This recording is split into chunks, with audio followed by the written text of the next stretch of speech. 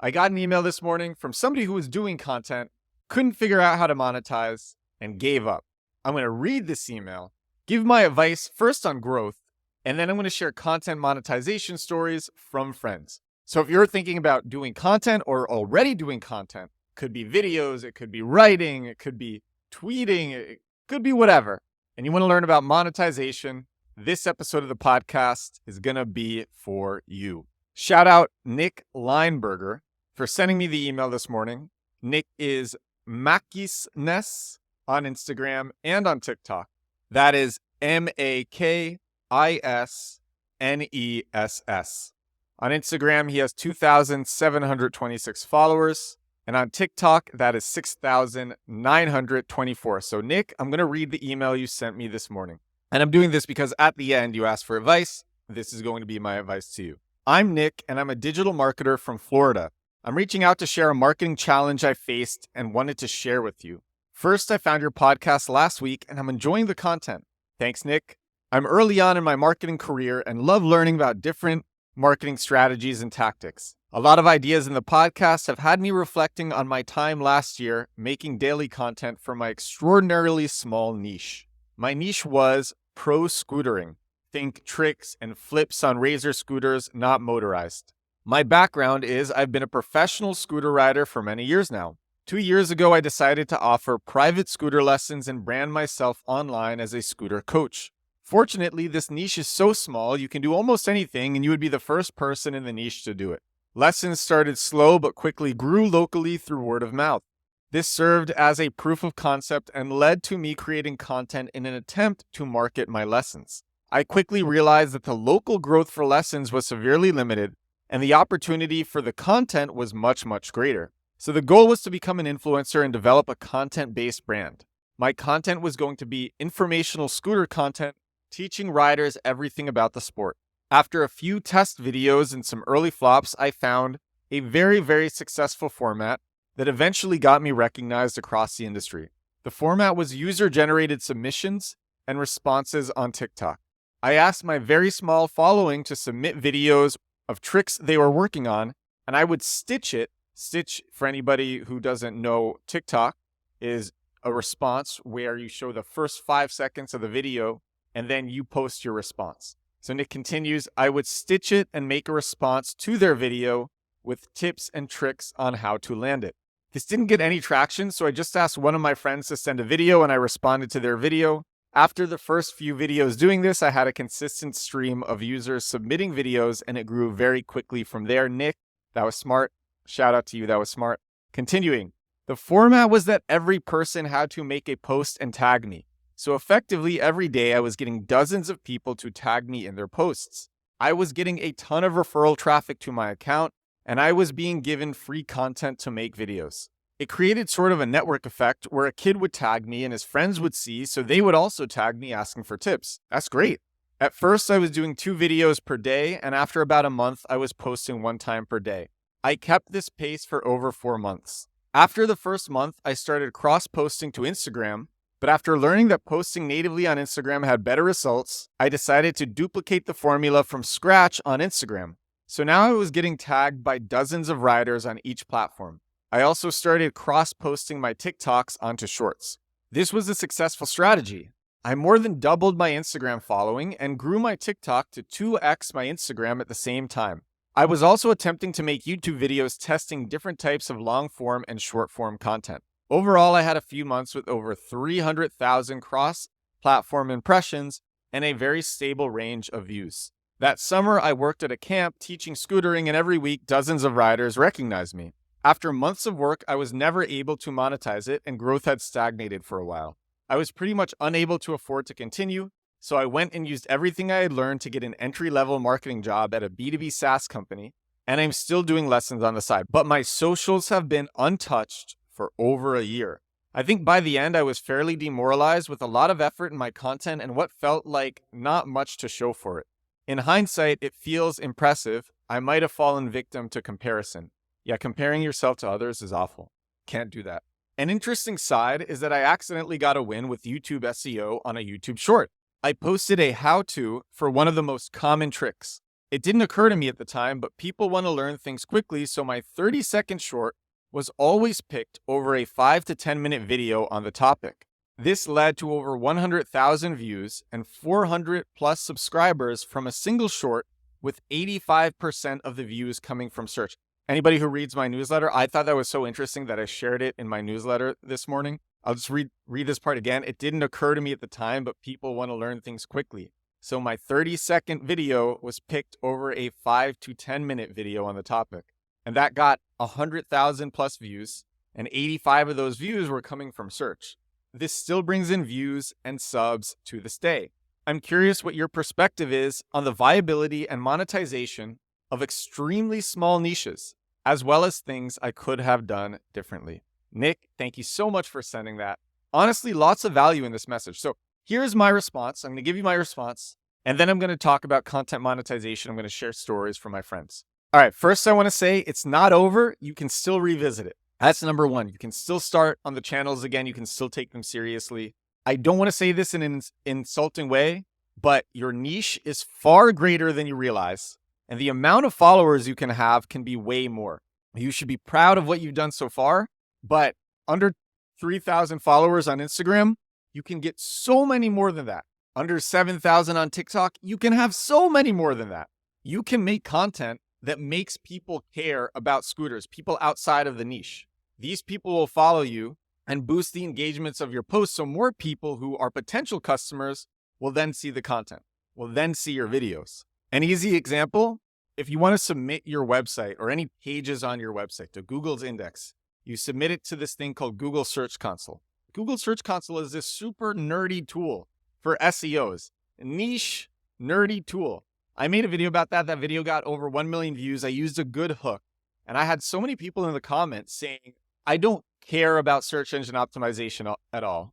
I don't care about digital marketing at all. This video made me care about SEO. Tons of people who didn't care about SEO, who didn't care about Google Search Console, were watching the video and sharing the video. So you can make people care about your niche as well. You can make people boost your content to people who will become customers. I think what you were doing with Instagram is too time intensive. I don't think you should be recreating the videos on Instagram. What you should instead be doing, this is what I do. I use reusevideo.com. It automatically downloads all of the videos that I post on TikTok. So every time I post a TikTok, I have an automation that downloads that video from TikTok into Google Drive. I take that video from Google Drive and then I upload it to Instagram. And I have a very specific way of uploading. You click on the plus button on the bottom of the screen on mobile in the Instagram app. Then you click, instead of like post, you click reel. You select your video. You select a cover, write in your description. That's it. And then you upload like that. It's a very specific way. Instagram is weird. If you have the settings right when you upload, you're more likely to see success. I don't think you should be making separate videos for Instagram. I think you should just be reusing your TikToks and downloading them with this automation. Maybe you put in music on your TikToks. That music passes over to Google Drive. There's no TikTok watermark. You download it from Google Drive. Make sure you're posting in full quality. You want to see that the file sizes are big enough. And then you upload to Instagram with the app in the way that I described. And you do that every day. That will save you work right there.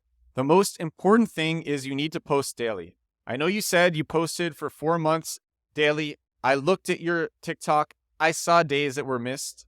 You had a bunch of stretches, which was great. And I applaud you for that. But I saw a bunch of days that were missed. Got to be consistent for more than 4 months, honestly. You just have to be willing to stick with it. I know that so many more people could care about your niche. Some scooter tricks are legitimately cool to anybody. So I believe you should have way more followers.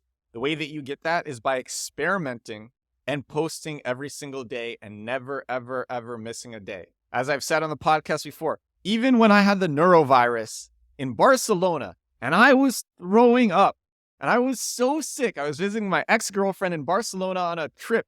It was a vacation. I was in Barcelona. And even then, on vacation, so sick, I still managed to get out my daily videos. I made them really simple as can be, but I still got them out. In fact, this last week, I just talked about this. I made a podcast about this a few episodes ago. I had a really bad sore throat, spending 12 plus hours a day in bed, still got out a video a day and a podcast a day.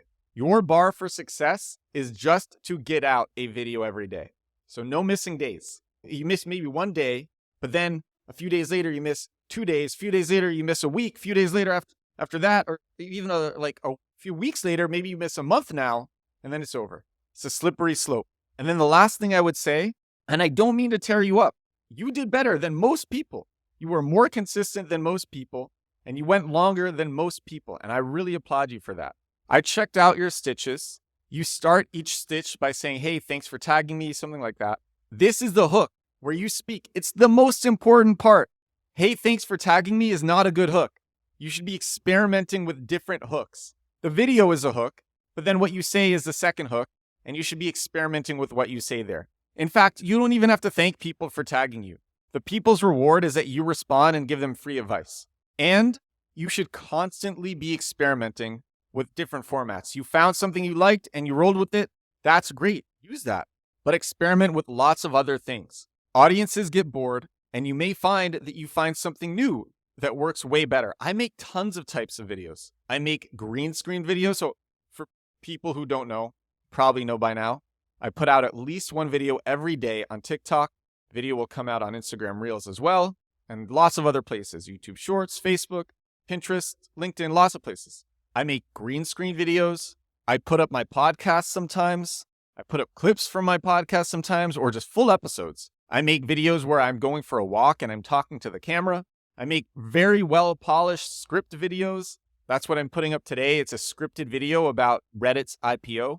I make videos sharing what I'm doing with my websites or my companies. I make videos where I read tweets. I make videos where I respond to tweets and I show the tweets and I shoot it all on my phone, or sometimes I shoot it on my laptop and then I green screen that. So I do it lots of different ways and I experiment in lots of different ways.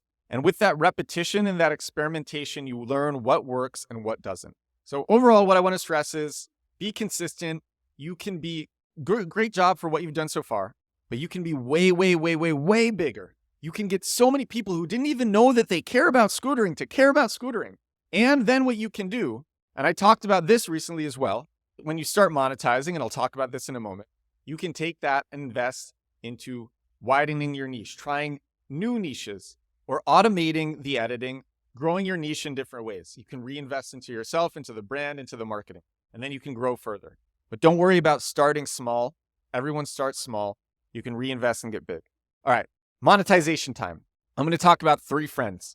I'm not able to name these people because I'm sharing how much money they're making. So I can't name them, but I will tell you how many followers they have and on what channels. So I have one friend. He has 50,000 followers. He lives in a nice apartment in Long Island City, and he makes content about how to make his apartment beautiful. He reaches out to brands. Looking for sponsorships. Peloton paid him $20,000 for a video. Walmart paid him $10,000 for a video. I think Huel, I think that's the name, paid him $5,000 for a video. And at the time, he only had 30,000 followers, and now he has 50,000 followers. So 50,000 followers, and he was able to get Peloton to pay him $20,000 for a video. Walmart to pay $10,000 for a video. He reaches out to brands. When he goes on vacation, he'll message a hotel or different hotels and ask if he can stay for free or at a discount, and he'll make a video on it. Lots of other people do that. So there's some raw numbers for you. I'll give another example. I have another friend. She makes videos about how women can up their careers. She just hit 50,000 followers on Instagram, but well before this, maybe 10,000 followers before this. Maybe she was at 40,000 followers at the time. She said to me, she said, I get about, and I'm reading this is a text that she sent me. I get about 1 to 2 passive deals each month, which are getting me 5-figure months, so I'm living comfortably. I think I need a manager or something to source deals for me to actually make the big bucks, which is obviously the goal. So that's what she said to me. Just with 40,000 followers on Instagram, in her niche, sponsors message her, and she has 5-figure months, passively, with 40K followers on IG. I have another friend. He has a dating channel.